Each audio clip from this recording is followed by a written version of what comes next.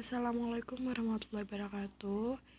Baik, di sini saya Perongin dari kelompok 1 ingin menjelaskan makalah tentang pengembangan materi pembelajaran PKN, karakteristik, desain, dan model pembelajaran PKN. Selanjutnya, di sini ada bab 1 pendahuluan yang melatar belakangi pembelajaran PKN. Salah satu aspek penting dalam pembelajaran adalah materi pembelajaran. Materi pembelajaran adalah sesuatu yang menepati tempat penting dalam sebuah kurikulum. Selanjutnya, rumusan masalah.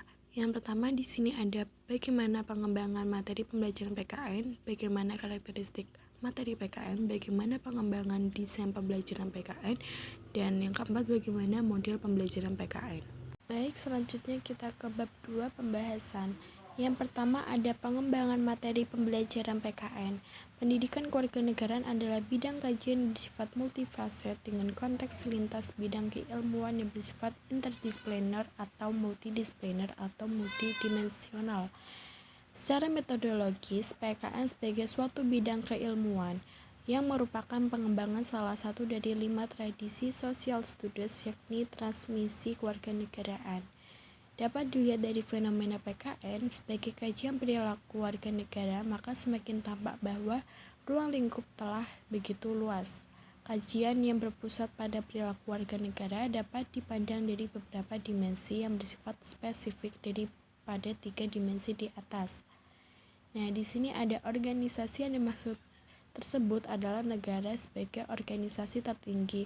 Dalam hal ini, secara ontologis sumber adanya PKN itu adalah negara dalam konteks yang luas, negara dalam pengertian modern yang sesuai dengan hasil kesepakatan internasional meliputi 4 unsur, yaitu yang pertama ada unsur manusia atau rakyat, yang kedua ada unsur tanah air atau wilayah, yang ketiga ada unsur pemerintah, dan yang keempat ada unsur pengakuan atau kemampuan untuk mengadakan hubungan negara atau subjek hukum negara. Di sini juga ada sebagai standar nasional dalam aspek isi atau ruang lingkup mata pelajaran pendidikan kewarganegaraan. Di sini juga pengembangan materi pembelajaran PKN hendaknya diarahkan pada ketentuan yang telah ada dalam standar isi. Nah, pada pola perilaku ialah kerangka dasar dari sejumlah kegiatan yang lazim dilaksanakan manusia untuk bertahan hidup dan untuk memperbaiki mutu hidupnya dalam situasi konkret. Kegiatan itu dapat berupa keterampilan intelektual seperti mengkaji, mengamati, menganalisis, dan menilai keadaan dengan daya nalar. Kegiatan pembelajaran dapat juga berupa kegiatan jasmani yang dilakukan dengan tenaga dan keterampilan fisik. Namun, kegiatan secara umum manusia bertindak secara manusiawi apabila mana kedua jenis kegiatan tersebut dibuat secara terjalin dan sinergis. Nah, yang kedua yaitu ada karakteristik materi PKN. Karakteristik pendidikan kewarganegaraan dari Jemara dan Zaid menyatakan bagian-bagian karakteristik pendidikan Pancasila dan kewarganegara sebagai berikut. Yang pertama, menekankan pada pemecahan masalah. Yang kedua, bisa dijalankan dalam berbagai konteks. Yang ketiga, mengarah siswa menjadi pembelajar mandiri. Yang keempat, mengaitkan materi pelajaran dengan konteks kehidupan siswa yang berbeda. Yang kelima, mendorong siswa untuk merancang dan melakukan kegiatan ilmiah. Yang keenam, motivasi siswa untuk menerapkan materi yang telah dipelajari. Dan yang ketujuh, menerapkan penilaian otentik.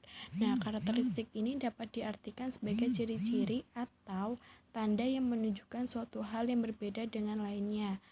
PKN ini juga sebagai mata pelajaran yang sangat penting bagi siswa memiliki karakteristik yang cukup berbeda dengan cabang ilmu pendidikan lainnya.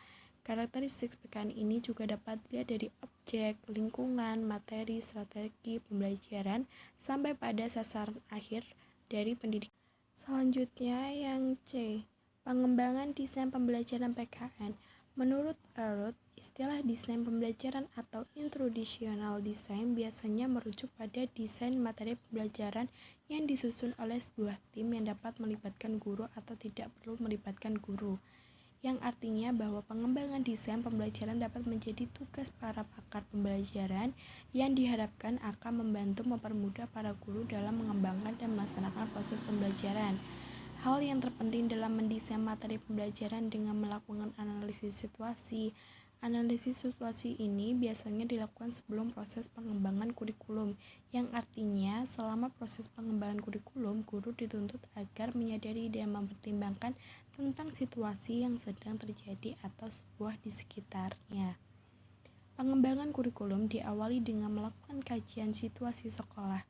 Kenapa? Karena setiap sekolah memiliki karakteristik yang berbeda, maka analisis situasi pada suatu sekolah tidak dapat ditransfer kepada sekolah lainnya.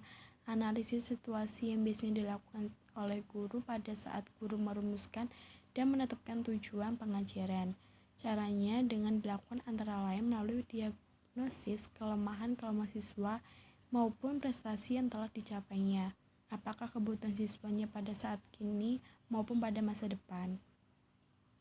Soket tahun 1976 memberikan saran-saran dengan menekankan pentingnya analisis situasi dalam pengembangan kurikulum. Pembelajaran PKN selayaknya dapat membekali siswa dengan pengetahuan dan keterampilan intelektual yang memadai serta pengalaman praktis agar memiliki kompetensi dan efektivitas dalam berprestasi. Di sini juga Skillback membagi faktor yang dapat menggambarkan situasi sebagai bahan analisis guru dan dua bagian, ialah faktor eksternal dan faktor internal. Perhatikan faktor-faktor eksternal dan internal menurut Skillback berikut ini. Nah, dua faktor yang saling mengisi, saling berpengaruh dalam saling menentukan keberhasilan guru mengajar, siswa belajar. Dengan kata lain, tugas guru yang cukup strategis bagi keberhasilan mengelola proses belajar mengajar akan sangat dipengaruhi oleh kemampuan guru dalam mempertimbangkan atau meramu, merancang, dan mendesain faktor di atas dalam suatu model program pembelajaran. Selanjutnya di sini ada D, model pembelajaran PKN. Model pembelajaran adalah seluruh rangkaian penyajian materi ajar yang meliputi segala aspek sebelum dan sesudah pembelajaran yang dilakukan guru serta segala fasilitas yang terkait yang digunakan secara langsung atau tidak langsung dalam proses belajar. Setidaknya ada 6 orientasi pada desain pembelajaran sebagai berikut, yaitu ada model desain pembelajaran berorientasi kelas, model desain pembelajaran berorientasi produk, model desain pembelajaran berorientasi sistem, model desain pembelajaran berorientasi prosedural, model desain pembelajaran berorientasi melingkar, model desain pembelajaran berorientasi kompetensi. Di model pembelajaran tersebut dapat menjadi pembelajaran yang dijadikan sebagai contoh atau acuan oleh guru sebagai pendidikan profesional dalam merancang pembelajaran yang hendak difasilitasi. Baik, sekian dari kelompok kami. Assalamualaikum warahmatullahi wabarakatuh.